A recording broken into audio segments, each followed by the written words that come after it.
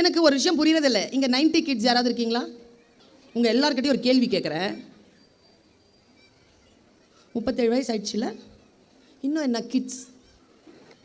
2K kids. 25 வயசு ஆயிடுச்சுல உனக்கு, அப்புறம் என்ன கிட்ஸ்? வளர்றதே இல்லை, பொறுப்பு எடுத்துக்கிறதே இல்லை. நான் சொல்லட்டுமா, இந்த 2K இருக்கிறீங்கல்ல, உங்களை தூக்கி சாப்பிட்றதுக்கு வந்துருச்சா? ஜெனரேஷன் Z, ஜென்சியை பார்த்து சொல்கிறேன், உங்களை தூக்கி சாப்பிட்றதுக்கு வந்துருச்சு. 2010 பிறந்தது, இப்போ 10th எழுத போகுது. Generation alpha. அந்த ஆல்ஃபாவை தூக்கி சாப்பிட்றதுக்கு 2025 ஜனவரியில் பிறந்துருச்சு ஜெனரேஷன் பீட்டா. ஒன்று அப்படி நெருப்பாக வளர்ந்துட்டு இருக்குதுங்க. இன்னும் நீங்கள் கிட்ஸு. என்னென்ன பரிசு கொடுக்க போகிறாங்கன்னு எனக்கு தெரியாது. தயவு செஞ்சு என்கிட்ட இருந்து 100 நாள் அட்டண்டன்ஸ்க்கு மட்டும் என்கிட்ட பிள்ளைங்களை கொடுக்கணும்னு சொல்லாதீங்க. 100% அட்டண்டன்ஸ். 100 நாள் பள்ளிக்கூடத்துக்கு வந்து அந்த பிள்ளை என்ன பண்ண போகுது? 95 நாள் வரட்டும் போதும். ஒரு காது குத்துக்கு கூட்டிட்டு போங்க, ஒரு கல்யாணத்துக்கு கூட்டிட்டு போங்க, ஒரு சாவுக்கு கூட்டிகிட்டு போங்க, ஒரு திருவிழா கூட்டிகிட்டு போங்க, குலதெய்வ கோயிலுக்கு கூட்டிகிட்டு போங்க, தாத்தா பாட்டியை பார்க்குறதுக்கு கூட்டிகிட்டு போங்க, உறவுக்காரங்க வீட்டுக்கு கூட்டிகிட்டு போங்க. ஏங்க அன்றைக்கி ஒரு காலேஜில்ங்க 14 வயசு 15 வயசு பிள்ளை 17 வயசு பிள்ளை வந்து எனக்கு ஃபஸ்ட்டு அவள் தான் டியூட்டி, ரெஃப்ரெஷ்மெண்ட் டியூட்டி. முதல்ல கொண்டு வந்து கையில் கொடுத்தா டீ. தாகமாக இருக்குன்னா நான் டீ கொடுத்துட்டாவேன்னு பார்த்தேன். டீ குடிச்சிட்டேன் ஒரு சிப்பு. டக்குன்னு கொண்டாந்து தண்ணி வைக்கிறான். கொஞ்சம் நேரம் போச்சு. ஒரு 10 நிமிஷத்துக்கு அப்புறம் ஸ்நாக்ஸ் கொண்டாந்து வைக்கிறான். நான் அவளை கூப்பிட்டேன். ஃபஸ்ட்டு தண்ணி கொடுக்கணும், அப்புறமா ஸ்நாக்ஸ் கொடுக்கணும், அதுக்கப்புறமா தான் டீ கொடுக்கணும். இந்த அம்மா கிட்ட சொல்கிறேன். அந்த அம்மா யோசிச்சு தலையாட்டுது. நம்ம பிள்ளைக்கு தெரிறதில்லை. இங்கே இருக்கிற பல பேருக்கே தெரிறதில்லை. இந்த யங் பேரண்ட்ஸ்க்கு தெரிறதில்லை. ஏன் தெரிறதில்லை தெரியுமா? சிம்பிள். நம்ம வீட்டுக்கு விருந்தாளிகள் யாரும் வர்றதில்லை, விருந்தோம்பல் இல்லை. சோறு இலையில அந்த பக்கம் விழுது. சரின்னு இந்த பக்கம்தான் சோறு போட்டுருச்சே மகாராசின்னு அந்த சபையில் உட்காந்துருக்க கரெக்டாக குழம்பு சோத்துக்கு தலையில் வைக்குது. அதுவும் பதறி பதறி வைக்குது. பரிமாற தெரியல, ஒருத்தங்களை வரவேற்க தெரியல. என்ன 100% வாங்கிக்கிட்டு நீங்கள் சர்டிஃபிகேட் வாங்கிட்டு 35 வயசு ஆனாலும் கல்யாணம் பண்ணிக்க மாட்டேங்குதுங்க. இப்போ பயம் இவங்களெல்லாம் சமாளிக்கணுமேன்ட்டு.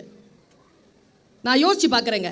குடும்பம்ன்ற வேல்யூவை விட்டுடாதீங்க, உறவுகள்ன்ற வேல்யூவை விடாதீங்க. அதே நேரம் நான் ஒன்றும் இல்லைங்க, நான் சத்தியமாக சொல்கிறேன். நான் இந்த ட்ரெஸ்ஸில் இருக்கிறேன்ல, ஒரு ராத்திரி போய் சேரும்போது 12-1 மணி ஆகும். என் பையன் முழிச்சிட்டு இருந்தானா, அவன் சாப்பிடலைன்னா அவனுக்கு சூடாக ட்ரெஸ்ஸு கூட சேஞ்ச் பண்ணாமல் நேராக போய் கிச்சனில் போய் தான் அவனுக்கு எடுத்து வச்சுட்டு தான் தூங்குவேன்.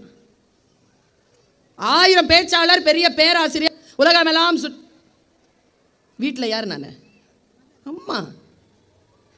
அன்னைக்கு சொல்கிறான் என்கிட்ட, என் பையன் சொல்கிறான் என்கிட்ட சொல்கிறான், என்னம்மா வீட்டில் இருக்கிறதே இல்லை, வெறும் மீட்டிங்னு போயிட்டே இருக்கிற, வீட்டில் 2 நாள் இரேன், எனக்கு மக்குருனி செஞ்சு கூட.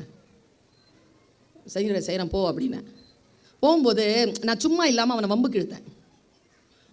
நல்லா பேசுகிற வரைக்கும் என்னை யாரோ விட மாட்டாங்கடான்னு நான் சொல்லியிருக்க வேணாம் அந்த அந்த ஸ்டேட்மெண்ட்டை. போனவன் திரும்பி வந்தான், இப்படி பிடிச்சி திருப்பினான் என்ன. அதனால தான் சொல்கிறேன், ஒரு நாளாவது நல்லா பேசிடு. நம்மக்கிட்ட நம் குழந்தை தானேங்க பேசும். எங்கே அன்பு செலுத்த வேண்டுமா அங்கே அன்பு செலுத்தி, எங்கே கண்டிக்க வேண்டுமா அங்கே கண்டித்து வீட்டை ஒரு பல்கலைக்கழகமாக மாற்றுவது. நான் இப்படி சொல்கிறேன் பாருங்க, உங்கள் குழந்தைக்கு நீங்கள் தருகின்ற பரிசு எது தெரியுமா? இந்த மேடையில் அவர்கள் வாங்கும் பரிசு அல்ல. 532 பிரைஸ் வாங்கியிருக்கேன் நான் இது வரைக்கும். அதல்ல. என் தாய்க்கு 80 வயது. என் தாயை கண்ணிய குறைவு இல்லாமல் கண்ணியமாகவும் மரியாதையாகவும் இதோ இந்த வினாடி வரைக்கும் பேணி பாதுகாத்து வருகிறேன். அதுதான் ஒரு குழந்தை இந்த உலகத்தில் ஜெயிக்கிறது என்பதற்கான அடையாளம். இதெல்லாம் வச்சுக்கிட்டு ஒன்றும் செய்ய முடியாது. நம் குழந்தைகளுக்கு நாம் என்ன பரிசு தருவது? இல்லை, நான் ஒரு விஷயம் சொல்கிறேன். எது தெரியுமா? உங்கள் குழந்தைக்கு நீங்கள் கொடுக்குற முதல் பரிசு என்ன தெரியுமா? வாழ்ந்து சொல்கிறேங்க நான். முதல் பரிசு என்ன என்றால், தாயும் தந்தையும் சேர்ந்தே இருப்பது, அன்போடு இருப்பது தான் ஒரு குழந்தைக்கு நீங்கள் தருகின்ற முதல் பரிசு. 2வது பரிசு, உண்மையாக இருந்தால் நீங்கள் எனக்கு ஆதரவு கொடுக்கணும். 2 பேரும் அந்த குழந்தை வளர்ந்து ஆளாகி தன் வாழ்க்கையில் செட்டில் ஆகிற வரைக்கும் உயிரோடும் ஆரோக்கியமாகவும் இருக்க வேண்டும். இதை விட குழந்தைக்கு வேறு நற்பரிசு கிடையாது. 3வது பரிசு, மிக முக்கியமான பரிசு, குழந்தைகளுக்கு முன்னால் கடன் இல்லாதவர்களாக வாழ்ந்து காட்டுங்கள். எவ்வளவு பெரிய பரிசு தெரியுமா அது? பல நேரங்களில் நாம் நம் குழந்தைகளிடத்தில் தோற்று போவதற்கு அதான் காரணமாக இருக்கிறது. நான் இப்படி சொல்லுகிறேன், நம்முடைய வாழ்க்கை நமக்கு கிடைத்திருக்கக்கூடிய அதி அற்புதமான வாய்ப்பு. இந்த வாய்ப்பை நாம் முழுமையாக பயன்படுத்தி கொள்வதற்கு நாம் செய்ய வேண்டியது வேறு ஒன்றுமில்லை, நம்முடைய பொறுப்பை நாம் முழுமையாக புரிந்து கொள்வதுதான்.